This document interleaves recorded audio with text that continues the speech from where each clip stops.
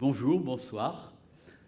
Je voudrais vous dire tout d'abord que je suis très heureux de parler de Victor Hugo dans ce cycle de conférences du Collège de France.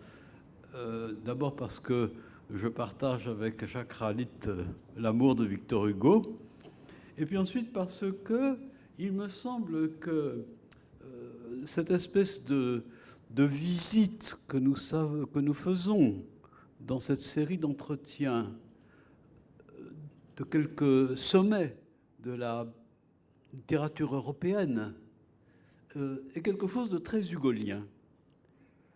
En effet, c'est une direction très importante de la pensée de Victor Hugo que cette mise côte à côte et souvent en parallèle de quelques grands génies. Son immense William Shakespeare est en partie composé justement à cette espèce de défilé de génies qui ont honoré le genre humain. Et on retrouve la même chose évidemment dans le poème des Contemplations intitulé Les Phares, dont vous aurez tout à l'heure un extrait.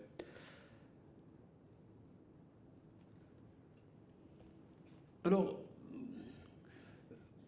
quelques critiques malveillants ou malicieux se sont demandé si Victor Hugo ne se rangeait pas parmi ces génies. Je pense que se poser cette question, c'est ne pas comprendre quelque chose sur lequel j'aurais à revenir, c'est-à-dire la différence qu'il peut y avoir entre l'homme concret qui écrit et l'œuvre immense que Victor Hugo proposait à l'écrivain comme but de son existence. Je crois que ce serait surtout limiter comme ça la question d'une manière un peu mesquine, ce serait surtout se priver de tout terrain solide pour répondre à la question que je voudrais poser aujourd'hui et que je formulerai de la manière la plus banale. Qu'est-ce que Victor Hugo a aujourd'hui à nous dire, à nous, hommes et femmes du début du XXIe siècle? Question banale, certes, mais pleine de pièges que je voudrais d'abord commencer par essayer de désamorcer.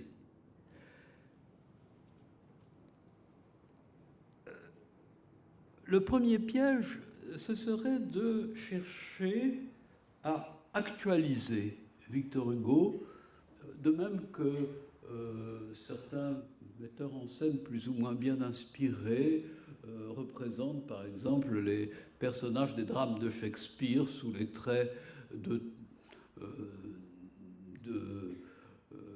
malfrats de romans noirs. Lorsque on a célébré le centenaire de la mort du poète à la fin du siècle dernier, le ministère de la Culture faisait figurer sur ses cartes de vœux un Victor Hugo habillé en loupard, c'est-à-dire affublé d'une veste de cuir. C'était une plaisanterie, disons, d'un goût un peu douteux, mais sans beaucoup d'importance. Je crois qu'il serait peut-être plus grave de montrer, ou d'essayer de montrer que l'auteur des Misérables a fourni des réponses toutes faites aux questions que nous nous posons aujourd'hui, ce qui suppose de deux choses l'une, ou bien d'oublier que le monde a tellement changé depuis un siècle et demi que il faut vraiment beaucoup transposer la pensée de Victor Hugo pour essayer de l'appliquer directement, sans transposition, au monde d'aujourd'hui. Ou bien ce serait penser que les changements du monde ne sont qu'apparents et que, au fond, certaines grandes valeurs intemporelles s'imposent d'elles-mêmes sans qu'on ait beaucoup à réfléchir sur la manière dont on peut les faire passer dans notre monde. Ce que je voudrais montrer, c'est que Victor Hugo a fait mieux que de donner des réponses et que nous avons mieux à faire, nous, que d'interroger son œuvre comme un recueil d'oracles ou de recettes. Un autre écueil serait la fuite dans l'esthétique. Victor Hugo se mettait en colère quand on le présentait comme le fondateur de l'école de l'art pour l'art. À vrai dire, il avait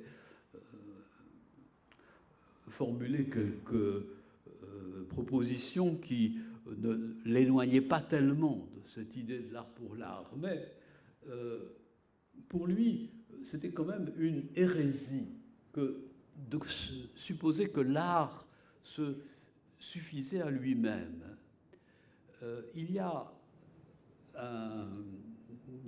une partie assez importante d'un chapitre qui était destiné à figurer dans William Shakespeare, qui s'intitule « L'art utile ». Je pense que des gens comme Théophile Gautier, qui était un compagnon de lutte de Victor Hugo, au moins au début de son existence, avait de quoi grincer des dents en lisant ce chapitre « L'art utile ».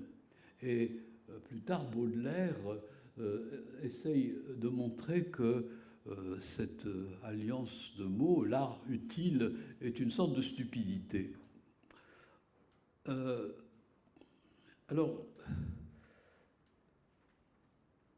en réalité, je crois que ce serait très, très dommageable d'essayer de démontrer que cette idée selon laquelle l'art a une utilité, ce serait très dommageable de considérer qu'elle est extérieure à l'œuvre de Victor Hugo, qu'elle n'est pas essentielle. C'est profondément déformer sa pensée que de considérer qu'il y a une incompatibilité entre la beauté et l'utilité sociale, l'utilité politique, l'utilité humaine. Et pourquoi je parlais de fuite dans l'esthétique, c'est que un certain nombre de gens pensent que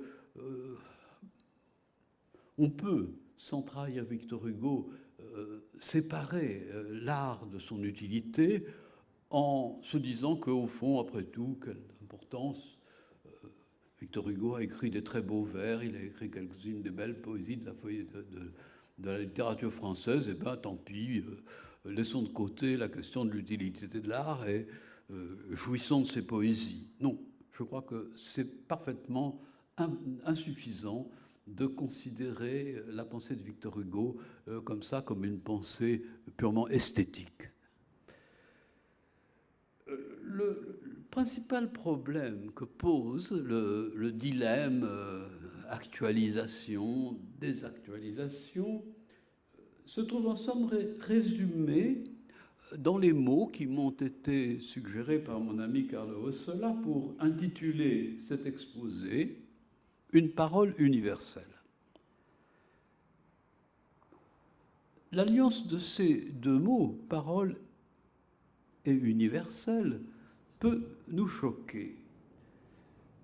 Leur alliance a quelque chose qui fait réfléchir, tout au moins. Hein.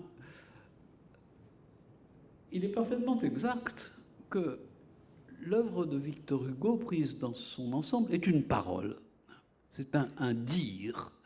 Ça n'est pas uniquement un ensemble de textes, ça n'est pas uniquement un exposé de faits, ça n'est pas uniquement un exposé d'idées, ça n'est même pas une musique faite pour nous enchanter ou une sorte de fantasmagorie de l'imagination. C'est une parole qui s'adresse à des gens et qui a pour but de les amener à réagir, qui a pour but de provoquer en eux une réaction en face d'une réalité qu'ils sont supposés connaître et généralement subir. Ce trait s'est fortement accentué à partir du coup d'État du 2 décembre. Il y a là, c'est pas absolument subi, mais il y a une évolution assez nette et assez rapide en ce qui concerne la conception que Victor Hugo se faisait de la poésie. Jusqu'ici, l'expression est célèbre, n'est-ce pas? Il se présentait comme mis au centre de tout, comme un écho sonore, comme quelqu'un qui était chargé de répercuter les pensées de son époque, de rassembler les feuilles d'automne dispersées dans le monde de la pensée, d'écouter les voix extérieures ou intérieures qui lui dictaient plus ou moins son œuvre. À partir du 2 décembre et de l'exil, la conception de Victor Hugo, celle qu'il se fait de la poésie, devient une conception active, beaucoup plus active que cette idée d'un réceptacle ou d'un écho. Il entend intervenir activement dans le cours des événements, user du pouvoir que lui donne le langage pour avertir, prophétiser, stigmatiser, franchir la distance qu'il a établie entre lui et sa patrie en plaçant l'océan entre les deux. C'est là en partie ce qu'il distingue, je crois, des écrivains dont il a été question, ou dont il sera question dans cet ensemble d'entretiens. Non pas, bien entendu, que Dante, Cervantes, Rimbaud aient ignoré l'existence de la réalité à la fois historique, sociale, etc., dans laquelle ils vivaient. Réalité sur laquelle ils ont porté souvent un jugement d'une extrême fermeté. Hein. Mais il me semble que Victor Hugo a été le premier parmi les plus grands à faire sciemment de ce jugement une arme à laquelle il a donné une portée de plus en plus globale et une force de frappe dépassant largement le public des écrivains, le public ordinaire des écrivains, et d'une manière générale, même le public qui lisait. Il a influencé, il s'est efforcé de peser sur les événements par sa parole. Alors, c'est ici que le substantif parole risque d'entrer en conflit avec l'adjectif universel, n'est-ce pas? Est-ce qu'il peut y avoir une parole universelle? Pour Victor Hugo, et à son époque, ça ne faisait peut-être pas de problème, parce qu'il appartenait à un 19e siècle dans lequel, si on se plaçait sur le plan des idées morales, humanitaires, même à un certain degré des idées esthétiques, il y avait vraiment un langage commun entre les hommes. On pouvait penser que on adressait sa parole à tout le monde. Or, il n'en est plus absolument de même aujourd'hui. Aujourd'hui où ce qu'on a appelé l'ère du soupçon s'étend non seulement aux techniques romanesques ou bien aux structures linguistiques, mais d'une manière beaucoup plus générale à toute croyance qui ne peut pas justifier les fondements sur lesquels elle se fonde, n'est-ce pas? C'est une caractéristique de notre monde moderne et surtout postmoderne que de considérer que je ne dis pas que la vérité n'est pas une, mais que les voies qui mènent vers la vérité ne sont pas forcément convergentes. On trouve des images qui expliquent justement cette manière dont la vérité se présente sous des formes, s'atteint par des voies qui sont hétérogènes les unes par rapport aux autres. On emploie par exemple souvent le terme de réseau pour expliquer justement ces manières différentes d'accéder à la vérité.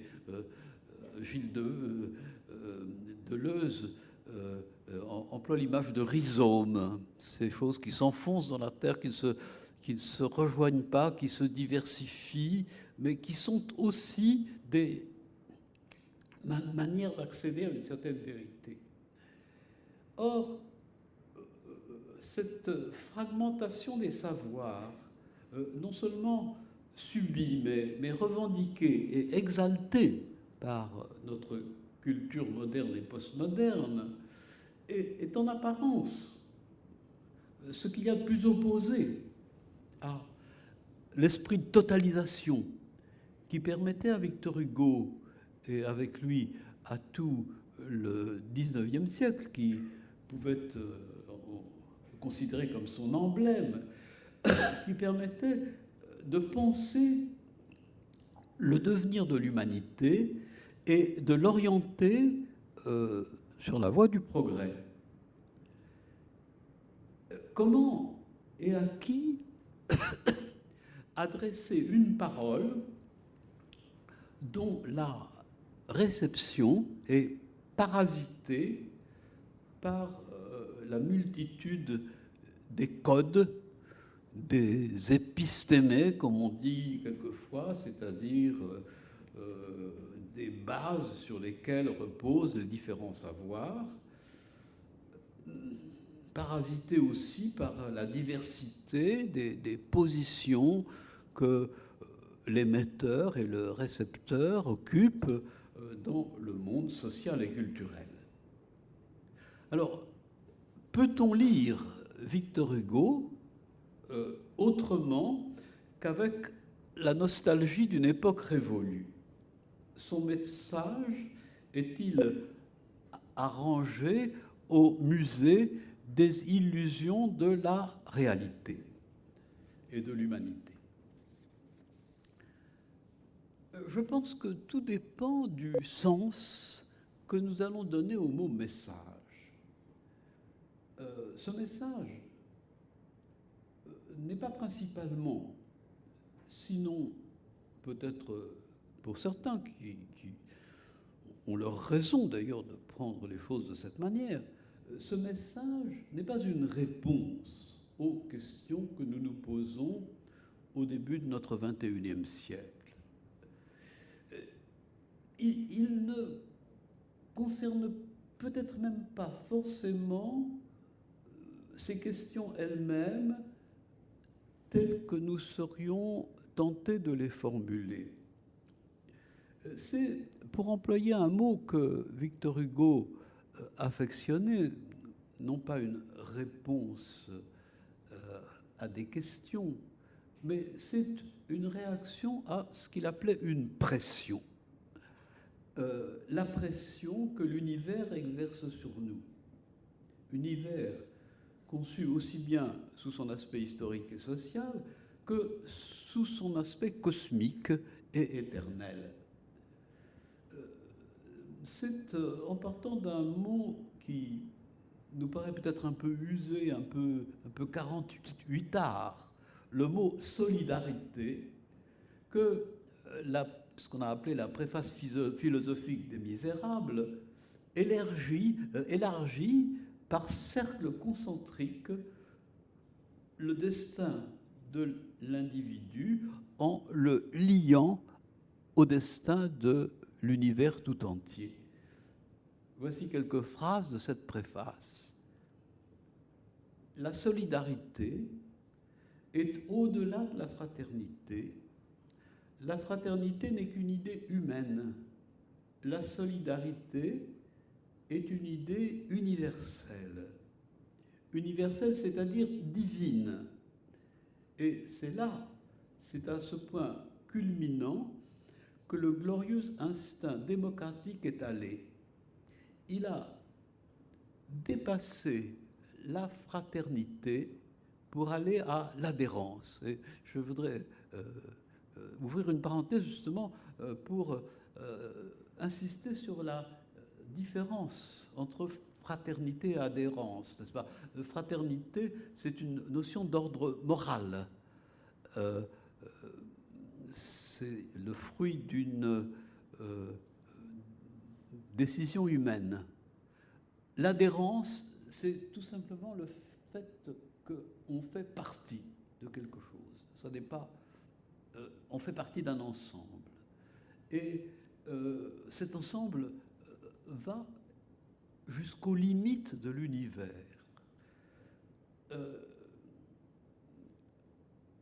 Adhérence avec quoi, continue Victor Hugo? Avec Pan, avec tout. Car le propos de la solidarité, c'est de ne point admettre d'exclusion. Si la solidarité est vraie, elle est nécessairement générale. Toute vérité est une lueur de l'absolu, et c'est là la fameuse phrase, rien n'est solitaire, tout est solidaire. Alors là, il y a un développement hugolien magnifique, n'est-ce pas? L'homme est solidaire avec la planète est solidaire avec le soleil est solidaire avec l'étoile est solidaire avec la nébuleuse, groupe stellaire, est solidaire avec l'infini. Au terme de cette formule, le polynôme se désorganise, l'équation chancelle, la création n'a plus de sens dans le cosmos et la démocratie n'a plus de sens sur la Terre. Donc, solidarité de tout avec tous et de chacun avec chaque chose. Je dis bien avec chaque chose, n'est-ce pas? Alors, il ne fait pas de doute que cette sensibilité à l'interdépendance de tous les éléments de l'univers constitue une part essentielle du génie romantique de Victor Hugo. Cette conception alimente sa poétique dans un sens que Baudelaire a parfaitement défini en écrivant que chez lui, je cite Baudelaire, hein, tout forme, mouvement, nombre, couleur, parfum, dans le spirituel comme dans le naturel, est significatif, réciproque, converse, correspondant. Mais attention, prenons garde à ne pas voir dans ce sens de la totalité qui justifie l'expression de parole universelle, une fermeture. L'univers de Victor Hugo est ce qu'on peut appeler une totalité ouverte, terme qui pourrait paraître contradictoire dans la perspective d'une logique du tiers exclu, mais que la pensée contemporaine a parfaitement rendu acceptable et même dont elle a fait en quelque sorte l'essentiel de son avancée. Le fait d'une totalité ouverte. Il y a un beau livre d'Emmanuel Lévinas qui s'appelle « Totalité et infini » et qui justement réfléchit sur l'incompatibilité entre cette notion de totalité et la notion d'infini. Et justement, Victor Hugo a l'audace de rompre le cercle, n'est-ce pas, et de montrer qu'une totalité peut être infinie, et que c'est au contraire le sens de l'infini qui nous permet, en somme, de ne pas être enfermés dans une totalité. La notion d'infini, justement, à laquelle Hugo ne cesse de se référer, vient ici, à point nommé, pour lui permettre de penser à un élargissement sans limite, qui, chose paradoxale, n'est-ce pas, n'implique pas forcément une renonciation à l'unité. Ceci vaut tout d'abord pour l'unité du moi et permet d'en finir avec la caricature d'un égo Hugo, à laquelle il faut avouer que le poète a plus ou moins volontairement prêté le flanc. Pour lui, le rapport entre l'individu et l'infini n'est pas un rapport d'opposition, mais un rapport d'inclusion. C'est ce qu'il explique dans la phrase suivante. Ce tout que les génies ont en commun, hein, nous revenons à cette idée, n'est-ce pas, de la fraternité des génies, ce tout que les génies ont en commun, c'est l'infini même dans lequel ils baignent. Le moi du génie est de l'infini concentré et se dilate dans l'infini. Comme pour Dieu, les deux éléments ne doivent pas être séparés. Le génie se définit par la personnalité absolue à laquelle s'ajoute l'infini qui la traverse et dans lequel elle plonge. Autrement dit, l'homme baigne dans l'infini, mais en même temps, il est capable de penser, de résumer en lui-même cet infini sans perdre sa personnalité. En même temps, dit-il, le génie est un homme, un moi, cosmique et humain, atome irréductible, noyé dans l'infini. Ainsi, il est à la fois, les mots que trouve Hugo sont toujours extraordinaires, il est à la fois solide et poreux, hein, ferme et oscillant, monade qui s'ouvre, le génie est béant et rempli de fumée comme Saint Jean et Dante. Alors, ce qui est vrai du poète, cette manière, cette sorte de respiration, en somme, entre la concentration sur le moi et l'ouverture sur l'infini, est vrai aussi de son œuvre, enfouie dans l'océan du songe. Elle en émerge parfois éblouissante, comme cette montagne de la Lune nommée Promontorium Somnii, que Victor Hugo vit un jour surgir, caressé par les premiers rayons du soleil, dans l'oculaire du télescope de l'observatoire, qui ne lui avait livré jusque-là que l'image d'une étendue sombre et indistincte. Et je crois que je ne vais pas résister au plaisir de vous lire le texte dans lequel il nous raconte cette expérience extraordinaire. Voici. Je me rappelle qu'un soir d'été, il y a longtemps de cela, en 1834, j'allais à l'observatoire. Je parle de Paris, où j'étais alors. J'entrais, la nuit était claire, l'air pur, le ciel serein, la lune à son croissant. On distinguait à l'œil nu la rondeur obscure, modelée, la lueur cendrée. Arago, le grand astronome, Arago était chez lui. Il me fit monter sur la plateforme. Il y avait là une lunette qui grossissait 400 fois. Si vous voulez vous faire une idée de ce que c'est qu'un grossissement de 400 fois, représentez-vous le bougeoir que vous tenez à la main, haut comme les tours de Notre-Dame. Arago disposa la lunette et me dit « Regardez ». Je regardais, puis un mouvement de désappointement, une espèce de trou dans l'obscur, voilà ce que j'avais devant les yeux. J'étais comme un homme à qui l'on dirait « Regardez » et qui verrait l'intérieur d'une bouteille d'encre. Ma prunelle n'eut d'autre perception que quelque chose comme une brusque arrivée de ténèbres. Toute ma sensation fut celle que donne à l'œil, dans une nuit profonde, la plénitude du noir. « Je ne vois rien, dis-je. » Arago répondit « Vous voyez la lune ?» J'insistais « Je ne vois rien. » Arago reprit « Regardez. » Un instant après, Arago poursuivit « Vous venez de faire un voyage. » Quel voyage?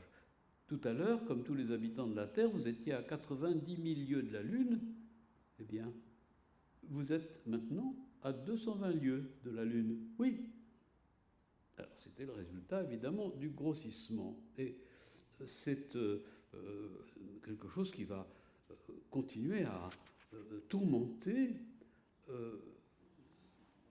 Victor Hugo, de lui dire qu'on voit la Lune et de ne rien voir, sinon peut-être vagues ombres, enfin, bon.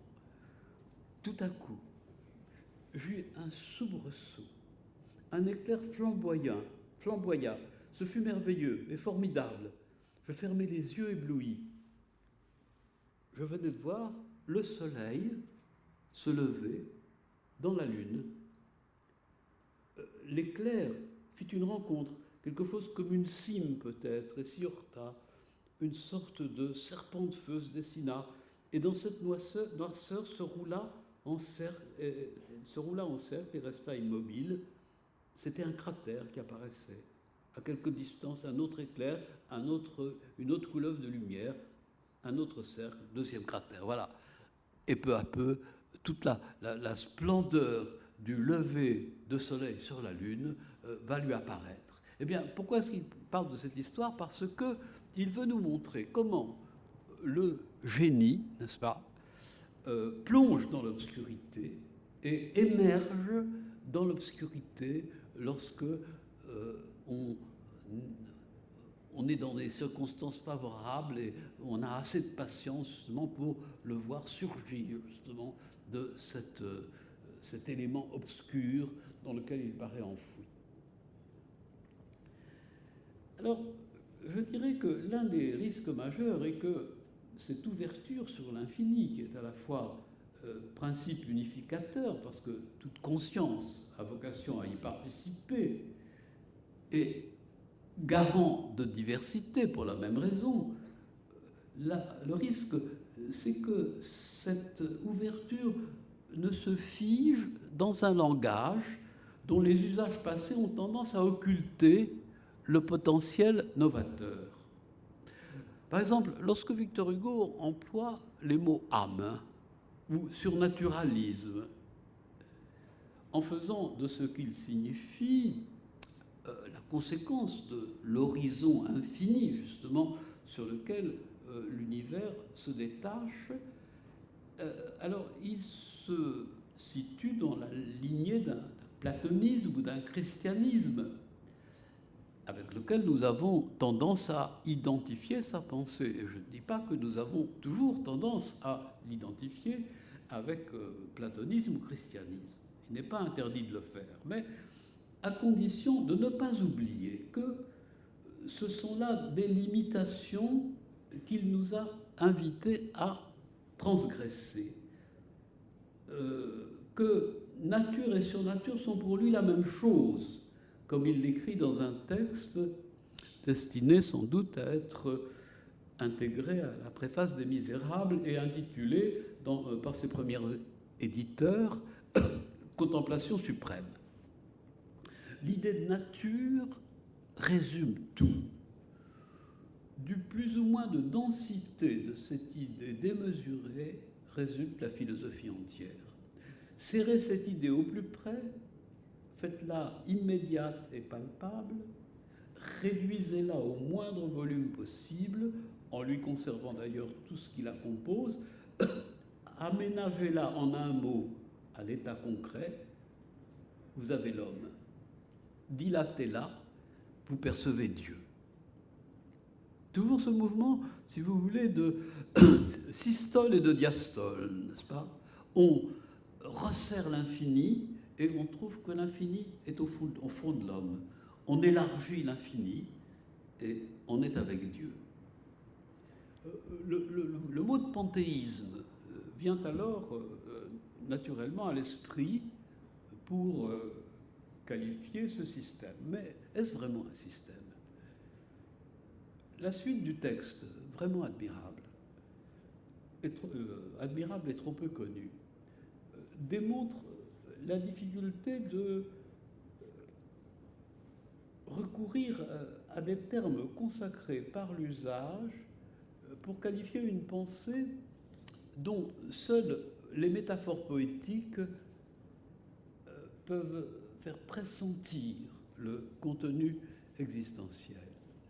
Voici la suite de ce texte. C'est un des textes de Victor Hugo que, au point de vue de la pensée, que je préfère. Les choses, écrit-il, sont les ports par où sort Dieu. Et comme il se méfie un petit peu des correcteurs d'imprimerie, il ajoute une petite note à leur intention en disant il faut bien lire port, P-O-R-E-S, et non pas porte, par où sort Dieu. Les pores comme les pores de la peau, n'est-ce pas? L'univers le transpire. L'univers transpire Dieu comme notre peau transpire la sueur. Toutes les profondeurs le font paraître à toutes les surfaces. Quiconque médite voit le Créateur perler sur la création. Ça, c'est magnifique, n'est-ce pas? Comme une sueur perle sur votre front. Donc, quiconque médite voit le Créateur perler sur la création. La religion est la mystérieuse sueur de l'infini. La nature secrète, la nature secrète la notion de Dieu. Contempler est une révélation, souffrir en est une autre. Dieu tombe goutte à goutte du ciel et larme à larme de nos yeux. Il faudrait beaucoup de temps pour méditer sur justement sur l'équivalence de ces images et sur le fait que la souffrance est aussi une manière que Dieu a de sortir en somme de la réalité que nous voyons. À quoi bon tout s'il n'était pas là comme fin. S'il, c'est-à-dire Dieu, Dieu. À quoi bon tout s'il n'était pas là comme fin? Fin, c'est-à-dire but. On croit que fin signifie mort, erreur. Fin signifie vie.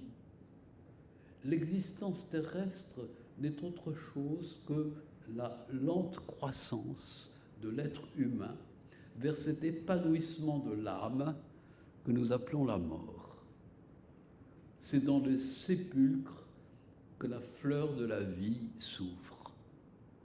Il faut avoir beaucoup médité sur la mort pour comprendre ces phrases et ne pas les interpréter comme une espèce de pessimisme. Ce n'est pas du tout pessimiste dans l'esprit de Victor Hugo, ce fait que notre vie, en somme, secrète son sens qui ne se révèle qu'au moment de la mort.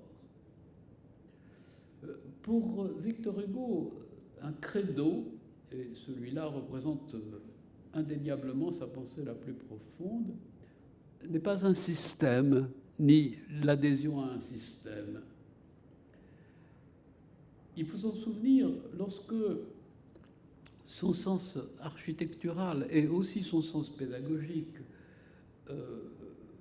l'amènent à concevoir de grands ensembles, comme ce que dit la bouche d'ombre, où l'inspiration torrentielle et le prophétisme visionnaire donnent, si on n'y regarde pas d'assez près, l'impression d'une espèce de savoir conquis de haute lutte et possédé véritablement par le poète. L'idée d'une possession définitive de la vérité est quelque chose qui est en apparence peut-être le résultat de cet effort de pensée, mais qui est très, très étranger au fond à la véritable pensée hugolienne. Il faut ajouter une chose aussi, c'est que l'assurance que cette pensée affiche n'est pas celle du sage ou du savant faisant le bilan de son parcours, mais celle du combattant s'encourageant à persévérer dans la lutte. Les trois dernières strophes de Ibo dans les Contemplations suffiront pour illustrer cette attitude conquérante qui contribue pas peu à notre époque d'affirmation prudente et de certitude mesurée, à faire de notre poète le témoin admiré, mais de loin, d'un temps révolu. Voici ces strophes. J'irai lire la grande Bible, j'entrerai nu jusqu'au tabernacle terrible de l'inconnu, jusqu'au seuil de l'ombre et du vide, gouffres ouverts que garde la meute livide des noirs éclairs, jusqu'aux portes visionnaires du ciel sacré, et si vous aboyez tonnerre, je rugirai. Voilà une attitude évidemment qui a l'air de quelqu'un qui sait ce que c'est que la vérité. Eh bien, c'est pas du tout ça, Victor Hugo. Que le moi de celui qui écrit ces vers soit, comme on dit, surdimensionné, admettons-le. Mais la répétition rituelle du ego Hugo ne doit pas être notre seul guide. Je tiens pour ma part, et je ne suis pas le seul, que la caractéristique essentielle de la pensée de Victor Hugo est l'humilité. Humilité non de l'individu, qui n'était certainement pas un modèle de modestie, mais de l'homme dans l'idée qu'il se fait de ses dimensions, de ses pouvoirs, de sa petitesse à l'échelle du cosmos, de son impuissance à prendre possession par ses propres forces d'une vérité définitive. Il y a sur ces thèmes dans son œuvre une méditation qu'on peut qualifier de pascalienne et que renforce, comme on l'a vu dans Promontorium Somni, une prise de contact, pour ainsi dire, expérimentale avec les dimensions de l'univers.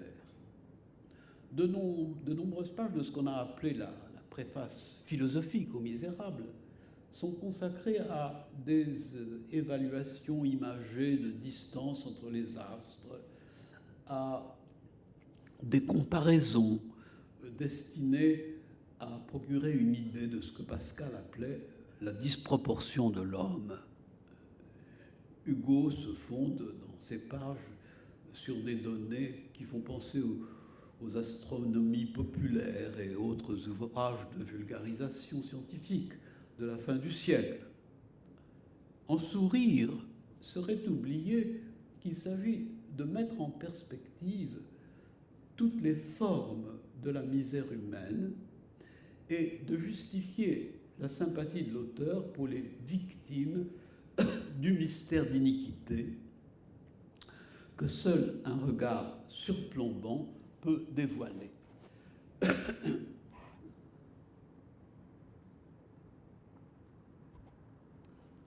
Regard surplombant, oui, mais dont le surplomb, loin de contenter celui qui s'y installe provisoirement, est une invitation à pénétrer la profondeur des choses, à accompagner les êtres dans le concret de leur existence et à tenter de percer les apparences avec une sorte d'obstination désespérée qui fait du regard hugolien le plus inquiétant, le moins rémunérateur, le plus étranger à des gratifications narcissiques qui soient.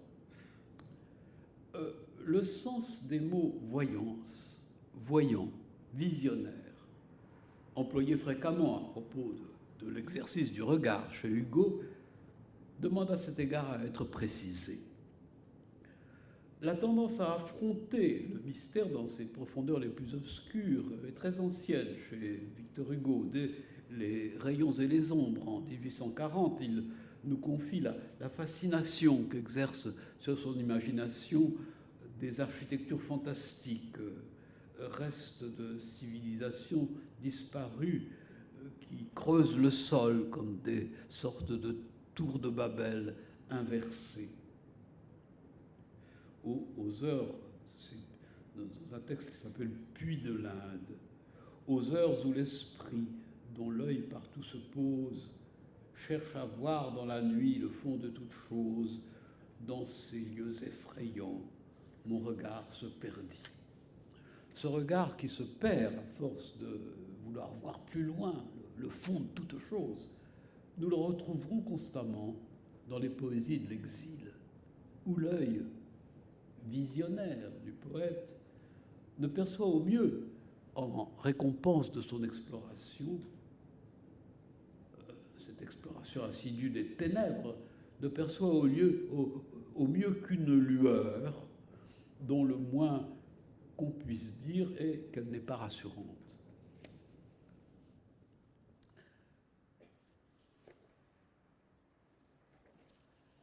Nous contemplons l'obscur, l'inconnu, l'invisible. Nous sondons le réel, l'idéal, le possible, l'être, spectre toujours présent. Nous regardons trembler l'ombre indéterminée. Nous sommes accoudés sur notre destinée, l'œil fixe et l'esprit frémissant. Nous épions les bruits dans ces villes funèbres.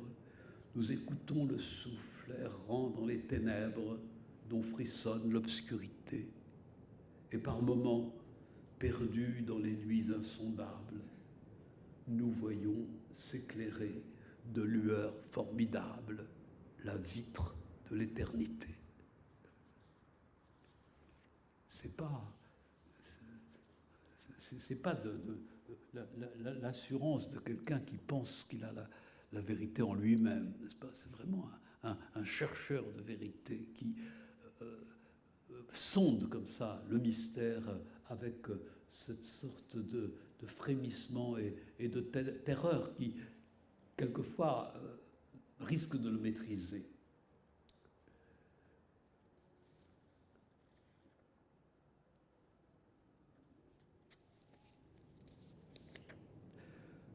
Je suis l'être incliné, dit le poète au début de Pleurs dans la nuit, au livre 6 des Contemplations.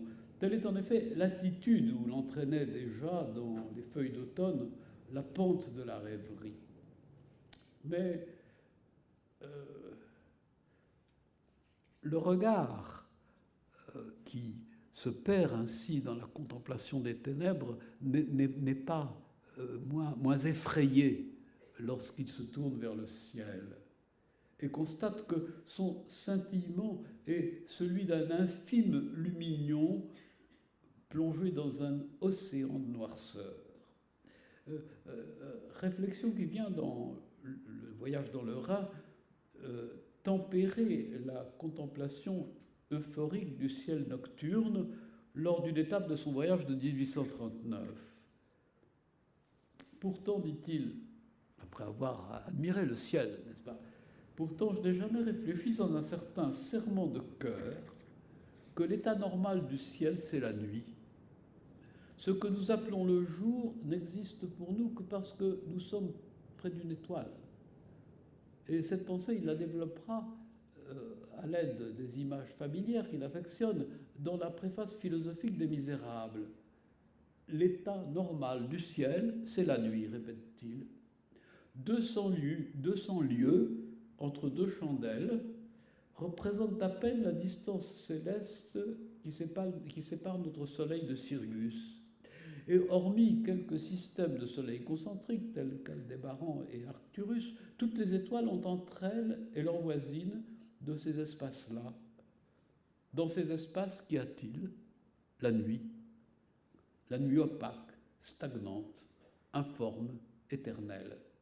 Et il élargit encore cette réflexion sans la limiter à l'univers astral dans William Shakespeare. Et il insiste sur les conséquences que doivent en tirer les penseurs et les douteurs. Vous êtes à la fenêtre dans l'inconnu. De toutes parts, les épaisseurs des effets et des causes, amoncelées les unes derrière les autres, vous enveloppent de brume. L'homme qui ne médite pas vit dans l'aveuglement. L'homme qui médite vit dans l'obscurité. Nous n'avons que le choix du noir. Ce qui ne veut pas dire, bien entendu, que les deux attitudes se valent.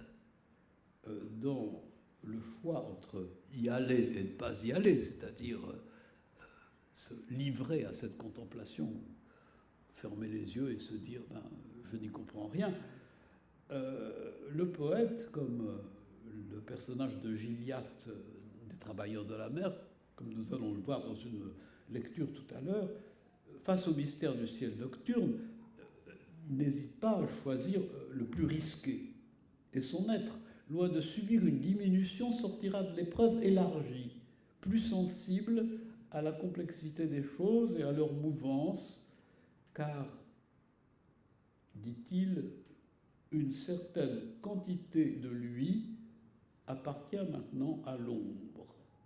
Et c'est là un mode de communication entre le monde intérieur et le monde extérieur qui échappe à ce que pourrait avoir de trop précis la conception romantique des correspondances, n'est-ce pas, où on penserait que à l'intérieur de nous-mêmes, nous avons un univers qui est tout à fait équivalent à l'univers extérieur. Non, ce n'est pas exactement ça, c'est notre obscurité intérieure qui nous permet justement de comprendre l'infinité de cet univers. Et il y a des moments où cette part d'ombre qu'il a assimilée menace d'envahir tout son être. C'est cette crainte qu'il exprime dans Dieu par la voix du hibou. Et je suis devenu, n'ayant ni jour ni bruit, une espèce de vase horrible de la nuit qu'emplissent lentement la chimère, le rêve, les aspects ténébreux, la profondeur sans grève, et sur le seuil du vide aux vastes entonnoirs, l'âpre frémissement des escarpements noirs. Mais il sait aussi que la place faite dans son moi à l'incertitude, à l'incohérence, à cette vision brumeuse qui caractérise le songe dont dans Promondorium Somni, justement, il montre que émerge toute œuvre de génie, n'est-ce pas? eh bien, il sait que cette incertitude, cette incohérence lui donne un accès plus conforme à la réalité des choses que la vision exacte de leur surface, rejoignant ainsi l'intuition de Novalis et de plusieurs romantiques allemands selon lesquels la voie qui mène vers l'intérieur est celle qu'il faut emprunter pour voir s'y refléter dans ses proportions exactes et sa vérité essentielle, le monde extérieur. Et cela, c'est ici, je crois, que se trouve l'apport propre de Victor Hugo par rapport aux romantiques allemands, non parce que le monde intérieur bénéficierait d'une lumière particulière, mais au contraire, parce que sa complicité avec l'ombre fait surgir concurremment avec son image positive une sorte de négatif que la vision en plein jour dissimule. C'est à nouveau dans Contemplation suprême, intitulé dans certaines éditions Post-scriptum de ma vie, c'est à nouveau de ce texte que je tire ces lignes. Chose inouïe, c'est au-dedans de soi qu'il faut regarder le dehors. Le profond miroir sombre est au fond de l'homme. Là est le clair-obscur terrible. La chose réfléchie par l'âme est plus vertigineuse que vue directement. Ce reflet compliqué de l'ombre, c'est-à-dire auquel s'ajoute l'ombre, c'est pour le réel une augmentation. En nous penchant sur ce puits, notre esprit, nous y apercevons à une distance d'abîme, dans un cercle étroit, le monde immense. Toujours cette systole et diastole, n'est-ce pas, qui fait que à l'intérieur de nous, il y a une sorte de concentré de l'infini. Les termes pathétiques dans lesquels Hugo parle de ces explorations feraient plutôt penser qu'il a dans l'esprit des révélations comme celle de ce que dit la bouche d'ombre. Or, c'est vraisemblablement au moment où il vient d'achever Les Misérables qu'il écrit ces lignes. Et le fait est que ce travail de l'ombre qui affecte et enrichit l'image du monde extérieur, lorsque celui-ci se reflète dans une conscience préparée à en percevoir les envers, intéresse aussi bien l'œuvre romanesque de Victor Hugo dans ses structures et dans ses démarches narratives que son œuvre poétique. Comme l'écrit avec beaucoup de pénétration Jacques Neefs, Hugo fait de la fiction romanesque l'épreuve, comme de l'intérieur, de l'indétermination. Indétermination dans laquelle le connu est toujours restitué à l'inconnu d'où il sort. Le bien est toujours enveloppé dans le mal d'où il s'extrait. L'avenir est opacité qui s'illumine de l'obscur passé où il se prépare. Illustrer cette perspective par quelques exemples, c'est pourquoi, hélas, le temps nous manque, nous permettrait de comprendre pourquoi la lecture des romans de Victor Hugo, qui passe bien à tort pour une lecture facile, à moins de se limiter aux péripéties de l'intrigue, est un exercice rigoureux et déconcertant, dans la mesure où s'y superposent des durées hétérogènes et pourtant communiquant entre elles, comme celle de l'histoire et de la vie privée, des plans de réalité dont l'un, celui de l'existence concrète, exige impérieusement, à cause de ses lacunes et de ses insuffisances, qu'on se projette dans l'autre, celui de la surnature.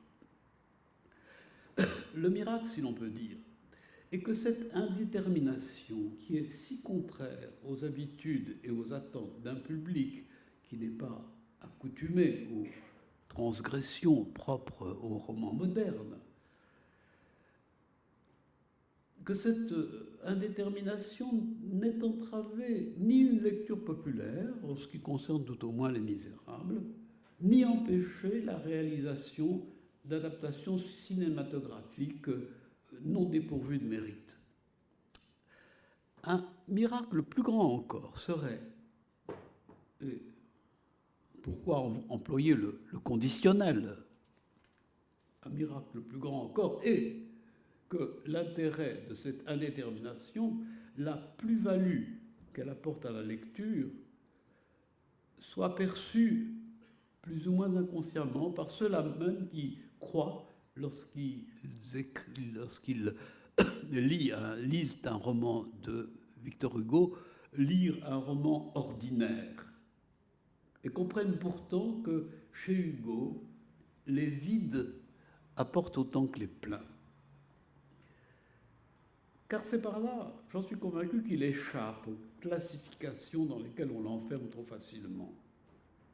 La petite totalité, dont on le présente souvent comme le fervent adepte, emblématique en cela de l'ensemble du XIXe siècle, cette appétit de totalité est constamment démentie par cette postulation d'un travail de l'ombre qui fait remonter toujours plus haut le paradis des affirmations définitives et des certitudes inébranlables.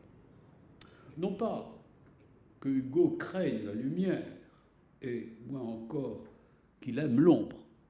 Encore que sur ce point, si on regarde ses dessins, on se demande si l'attirance pour l'ombre ne domine pas quelque peu l'attrait de la lumière. Mais il connaît mieux que personne les bénéfices qu'on peut tirer de cette ombre pour empêcher la lumière de se figer dans des simulacres construits à l'image des désirs limités des hommes ou de leurs préjugés sociaux, voire de développer dans le domaine métaphysique les formes religieuses de ce que Freud appellera l'avenir d'une illusion. Ces mots pourraient servir de conclusion à ces propos dont vous avez trop senti l'orientation générale pour ne pas concevoir quelques doutes. L'image de Victor Hugo que j'ai tenté de vous donner est-elle complète? Est-elle surtout fidèle? Lire, c'est choisir. Les deux mots ont la même racine. On pourrait opposer à cette image de nombreux textes où Hugo paraît adopter sans problème l'attitude du prophète omniscient et à commencer par le troisième poème du livre 6 des Contemplations, « Écoutez, je suis Jean », où il s'identifie à l'auteur de l'Apocalypse. Il m'est apparu cependant que là où la parole de Victor Hugo a le plus de titres à être considérée comme universelle, c'est quand elle nous libère. Quand elle nous libère même des messages considérés comme libérateurs, en permettant aux mots et aux images, nous l'avons vu à maintes reprises, d'exercer toute leur puissance. C'est cette puissance libératrice qu'il exprime dans ce fragment destiné à figurer dans William Shakespeare. Le mot, nous l'avons dit ailleurs, est la chair de l'idée, mais cette chair vit. Le style indivisible caractérise l'écrivain suprême, l'écrivain comme Tacite, le poète comme Shakespeare, mais son organisation, son intuition, sa passion, son acquis, sa souffrance, son illusion, sa destinée, son entité, son inéisme, dans chaque ligne de son livre, dans chaque soupir de son poème, dans chaque cri de son drame.